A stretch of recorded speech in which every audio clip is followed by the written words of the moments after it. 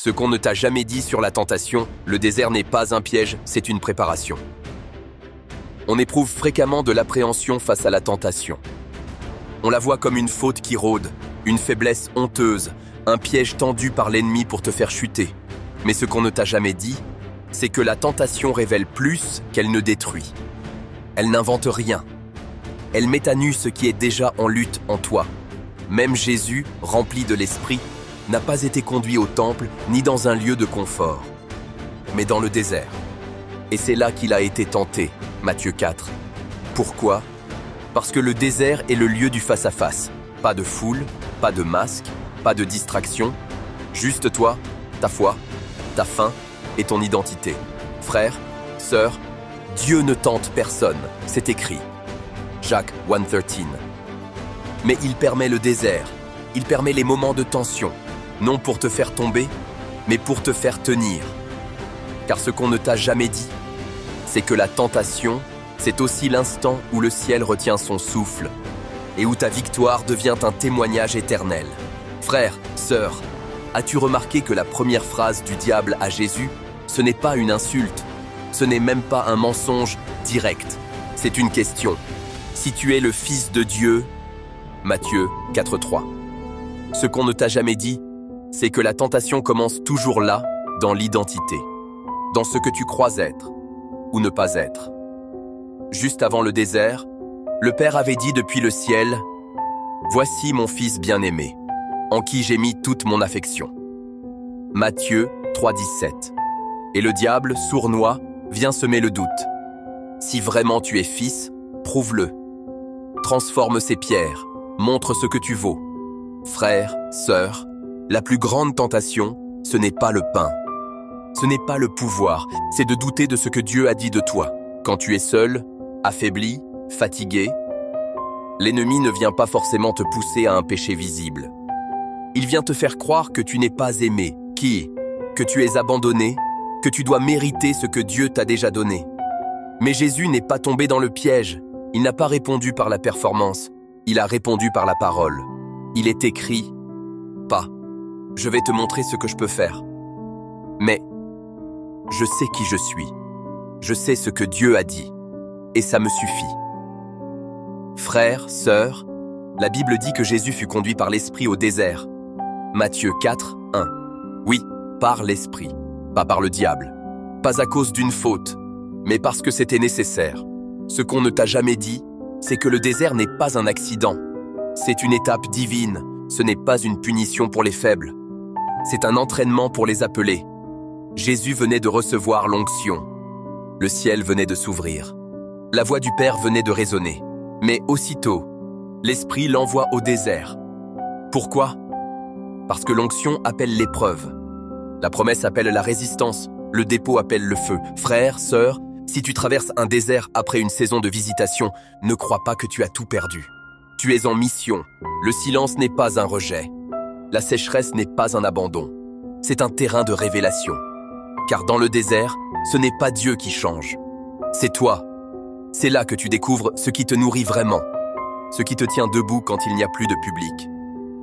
Ce que tu crois quand tu n'as plus de preuves. Et ce qu'on ne t'a jamais dit, c'est que chaque désert bien traversé fais de toi un porteur de feu, pas pour toi, mais pour ceux qui viendront après. Frères, sœurs, la première chose que le tentateur propose à Jésus, ce n'est pas la gloire, ce n'est pas un royaume, c'est du pain. Si tu es le Fils de Dieu, ordonne que ces pierres deviennent des pains. Matthieu 4:3. Ce qu'on ne t'a jamais dit, c'est que la tentation commence souvent par une faim réelle, un manque, un vide, quelque chose de profondément humain, mais que l'ennemi te pousse à combler sans Dieu. Jésus avait faim, et la proposition semble logique. Tu es fils, non? Tu as du pouvoir, non? Alors fais quelque chose.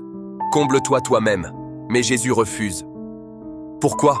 Parce qu'il savait que la vraie faim ne se comble pas avec des solutions rapides, mais avec une parole, une présence, une dépendance.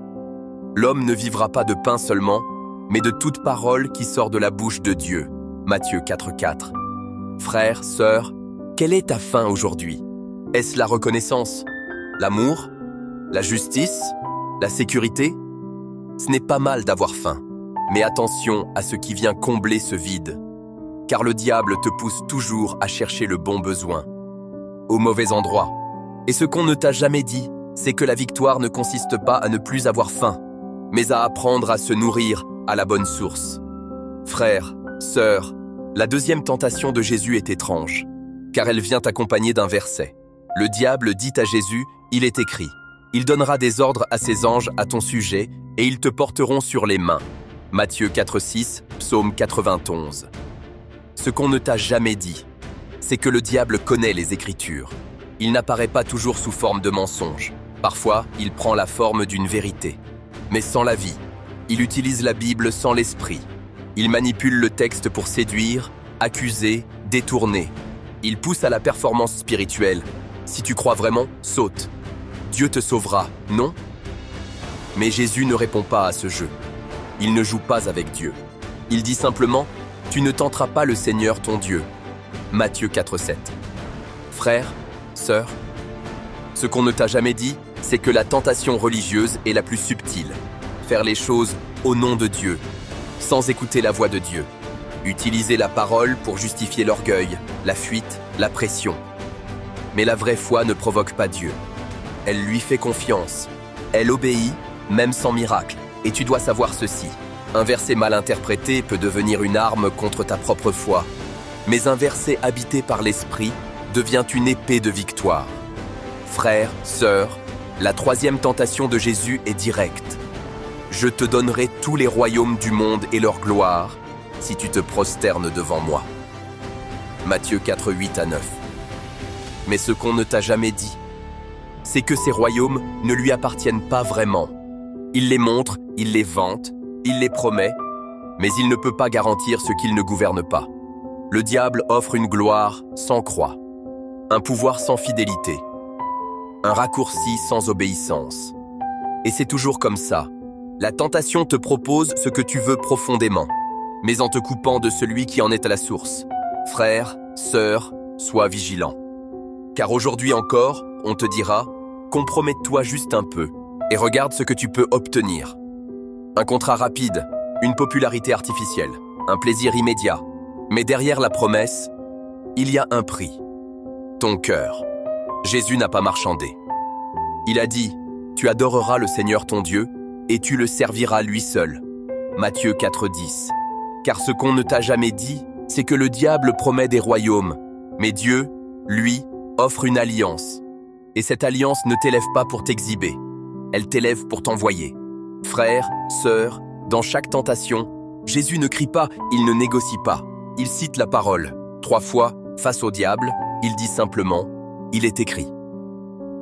Mais ce qu'on ne t'a jamais dit, c'est que Jésus ne fait pas du copier-coller religieux. Il ne récite pas une formule magique. Il parle depuis un cœur rempli, depuis une vie alignée, depuis une foi enracinée.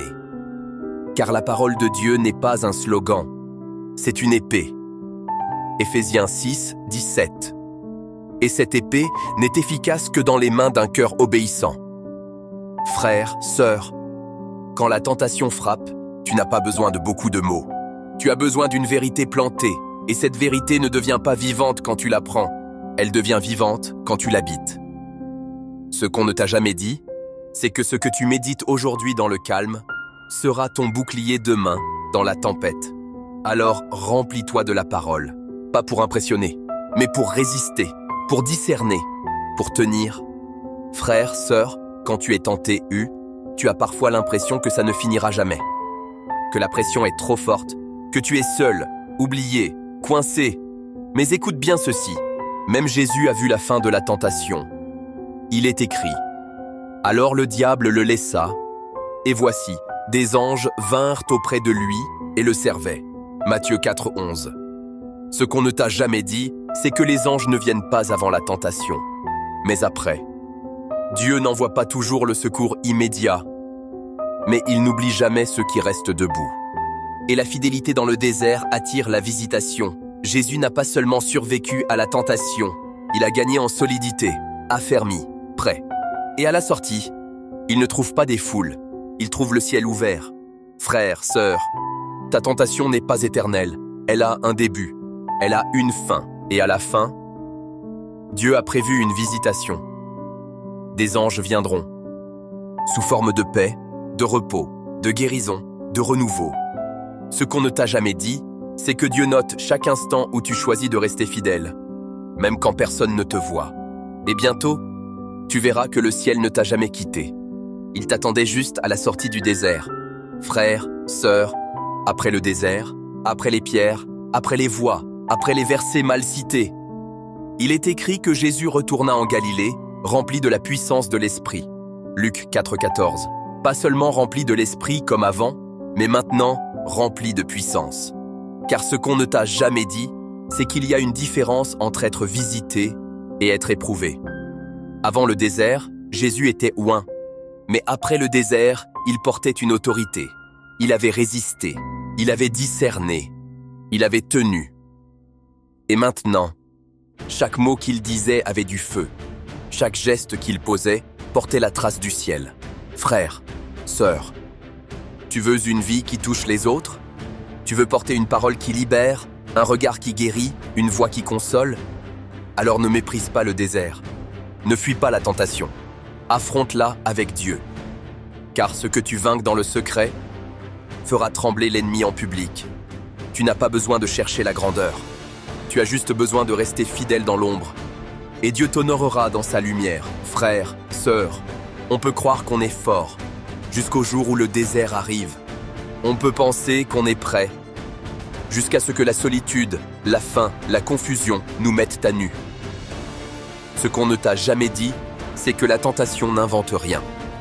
Elle révèle. Elle révèle si ta foi est fondée sur l'émotion ou sur la conviction. Si tu connais la parole, ou si tu vis avec elle. Si tu marches avec Dieu, ou si tu comptes sur toi-même. Jésus, dans le désert, n'a rien construit de nouveau.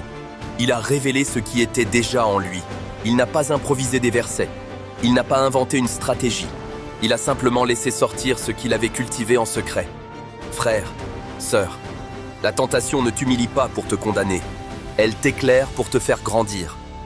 Car Dieu ne permet jamais une épreuve pour te faire tomber, mais pour t'ancrer plus profondément. Et ce qu'on ne t'a jamais dit, c'est que chaque lutte intérieure est une grâce, quand elle t'oblige à choisir entre la surface et la vérité. Si tu es en train de lutter, n'aie pas honte. Tu es en train d'être affermi, éprouvé, purifié. Le feu du désert ne brûle pas pour consumer, il brûle pour révéler l'or. Frères, sœurs, on a parfois honte d'être tenté. On pense que si on avait plus de foi, on ne serait pas aussi fatigué, aussi confus, aussi attaqué. Mais ce qu'on ne t'a jamais dit, c'est que la foi ne t'exempte pas du désert. Elle te donne la force d'y marcher. Même Jésus, le Fils de Dieu, a été tenté, pas une fois, 3 fois, et ce n'était pas un échec. C'était une preuve. La preuve que la foi n'est pas seulement un chant du dimanche. C'est une posture dans la solitude, une réponse dans la douleur, un refus dans la pression. Frères, sœurs, la tentation ne détruit pas la foi. Elle l'épure, elle fait tomber les apparences, elle retire les slogans, et elle te laisse avec une foi nue, mais vraie. Tu ne ressens peut-être rien, tu n'as peut-être pas de feu, tu n'as que des « il est écrit » murmurés à demi-voix. Mais le ciel entend, et le ciel écrit. Car ce qu'on ne t'a jamais dit, c'est que les plus grandes victoires spirituelles ne sont pas toujours spectaculaires. Elles sont parfois silencieuses, secrètes. Mais elles secouent l'enfer. Ta foi, là, maintenant, dans ce combat invisible, elle est en train de briller. Frères, sœurs, Jésus n'est pas resté dans le désert. Après avoir surmonté l'épreuve, après le départ du diable et l'intervention des anges venus le servir, il est ensuite sorti. Mais il n'est pas sorti comme il y est entré. Quelque chose avait changé. Avant, c'était le silence. Après, c'est la puissance. Avant, c'était l'épreuve. Après, c'est la mission. Jésus retourna en Galilée avec la puissance de l'Esprit. Luc 4,14. Et ce qu'on ne t'a jamais dit, c'est que ce modèle, ce n'est pas que pour Jésus, c'est pour toi. Le désert ne t'épuise pas pour rien. Il te forme, il t'ancre, il t'équipe. Car Dieu ne bâtit pas sur l'émotion, il bâtit sur l'épreuve, et ceux qu'il appelle à briller, il les prépare dans le silence. Frères, sœurs, Si tu traverses une tentation, ne baisse pas les bras. Tiens, résiste, respire et marche. Tu n'es pas puni. Tu es formé. Tu n'es pas oublié. Tu es affermi.